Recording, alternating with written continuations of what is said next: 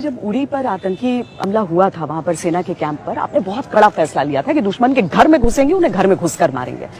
उस समय लगा कि सब अब सही हो जाएगा, पाकिस्तान सबक सीखेगा। कुछ दिन के लिए उन्होंने शायद सीखा, फिर नगरोटा और आर्मी कैंप्स को खासकर पुलवामा तक पहुंच गए। वो ये पाकिस्तान सुधरेगा कैसे? अगर आप पहले दिन से उन सवालों को हम उसका विश्लेषण करें रोहित, तो उसमें ये सवाल उठाना कि चीनी सेना हमारे जमीन पर आ गई और हम सोते रहे, ये सरकार पर सवाल नहीं होता है, ये सेना पर ही सवाल होता है। क्योंकि पेट्रोलिंग की ड्यूटी सरकार की नहीं होती है, सेना की होती है। और हमारे देश में सेना की कोई इतनी आजादी है, हमारे अर्धसैनिक बलों को भी आजादी है कि वो जो पेट्रोलिंग ड्यूटी कर रहे हैं उसके लिए किसी पॉलिटिकल मास्टर से अपने कमांड नहीं लेते हैं। अगर आईटीबीपी के हटने के बाद वहां पर भारतीय सेना भी पहुंची और आप कहते हैं कि चीन ने हड़प ली हमारी जमीन, तो ये फिर सेना के ऊपर चीन कब्जा नहीं किया, चीन कह रहा है कि हम घुस गए, तो फिर प्रधानमंत्री ऑल पार्टी मीटिंग क्यों बुलाए? चाय भी नहीं पिला सकते? क्या हमको ज्ञान देने के लिए बुलाए हैं? क्या प्रधानमंत्री धोखा दे रहे हैं देश को? 4.5 किलोमीटर चीन गलवान वैली में घुस चुका है, पोंगसोंग लेक के सदन में घुस चुका है। मैं फिर से देश को बताना चाह रहा हूं कि सुधांशु जी झूठ कह रहे हैं। यकीनन साइचन का जो रास्ता होगा, जहां पर जाने का एक्सेस होगा, गालवान के उन पहाड़ियों पर चीन बैठा हुआ है। अब चीन कभी भी, आप याद रखिए, काराकोरम में हमारा कम्युनिकेशन खत्म कर सकता है। बताए बीजेपी चीन हमारी जमीन पर कब्जा कराए नहीं कराए? अरे भाड़ में जाए चीन के साथ कौन खड़ा या ना खड़ा है। मुझे अपनी देश की जमीन की फिक्र है। क्या ये मोदी सरकार इन वीर जवानों की शहादत को, इनके मरने को रायगा जाने देगी?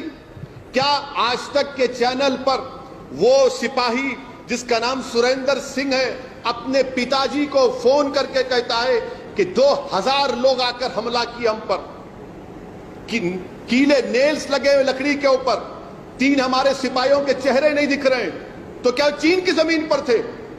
आप उन लोगों को इस तरह का जवाब देकर आपने न सिर्फ भारत की आवाम का बल्कि उन मरने वाले 20 जवानों की तौहीन की है।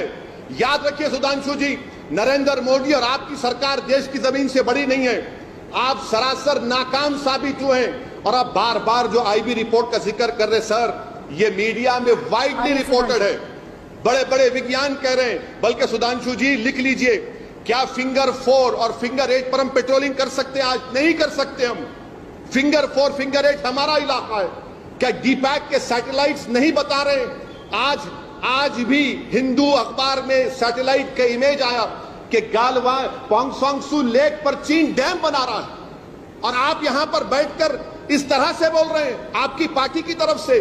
सुधांशु जी, ये आप नहीं कह रहे हैं, ये आपकी जबान नहीं, आपकी जबान जरूर है, मगर आप अपनी सरकार की इस गलत पॉलिसी को, जो देश को धोखा दे रहे हैं, हमारे सिपाही मारे गए और हमारी जमीन को हिफाजत नहीं कर सके, आप हमारे देश के तमाम लोगों पर धूल झोंक रहे हैं। अफसोस हो रहा है मुझे।